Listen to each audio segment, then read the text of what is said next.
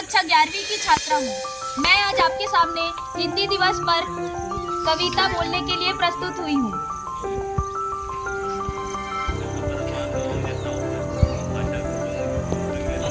पर मैं एक मनोरंजक शेर आपके सामने प्रस्तुत करना चाहती हूँ। संसद से सड़क तक शेष नारे ही शेष मिले, संसद से सड़क तक नारे ही शेष मिले, हिंदी दिवस मनाने को अंग्रेजी में आदेश मिले, हिंदी दिवस मनाने को अंग्रेजी में आदेश मिले। मन में है उमंग तो हिंदी में बोलिए, इंग्लिश से छिड़ी जंग तो हिंदी में बोलिए। और हिंदी दिवस पर एक नेता ने कहा, हिंदी है मदर टंग, हिंदी में बोलिए। किसी भी देश की पहचान उस देश की भाषा और संस्कृति से होती है। हिंदी स्वतंत्र भारत की राजभाषा, राष्ट्रभाषा और संपर्क भाषा है।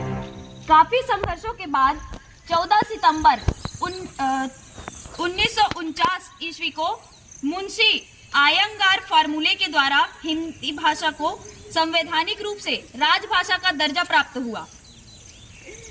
यह एक वैज्ञानिक भाषा है। इसमें जैसा बोला जाता है वैसा ही लिखा जाता है।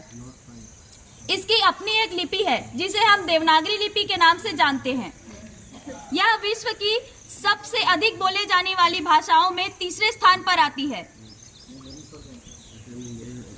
इस आधार पर भी हम इसके महत्व को समझ सकते हैं। इस पर मैं एक छोटी सी कविता प्रस्तुत करना चाहती हूँ। सरल सुहावल मीठी ऐसी जो कोयल की वाणी, भाषाओं में शिरोमणि है मेरी हिंदी वाणी। लिपि वैज्ञानिक देवनागरी महिमा अमित अपार, शब्दों और भावों के जिसमें भरे हुए भंडार। अलंकार के संग संग करते स्वर व्यंजन अगवानी, भाषाओं में शिरोमणि है मेरी हिंदी वाणी। संस्कृत वाणी इसकी जननी, तमिल तेलुगु बहने, बंगला उड़िया मलयालम कन्नड़ के क्या कहने। सबको ममता सबको समता तेरी यही कहानी, भाषाओं में शिरोमणि है मेरी हिंदी वाणी। तुलसी का मानस है सुर की सुर सागर, सुर सीरता, सूर्यकांत जयशंकर पंत के मन की सुमधुर कविता।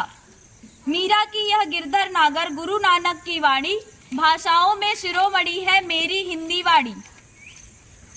आगे कुछ न कहकर इन पंक्तियों के माध्यम से मैं अपनी वाणी को विराम देना चाहूंगी। माना अन्य भाषाएं सीखना हमारी आवश्यकता है, परंतु अपनी राष्ट्रभाषा को अपनाना हमारा प्रथम कर्तव्य है। धन्यवाद।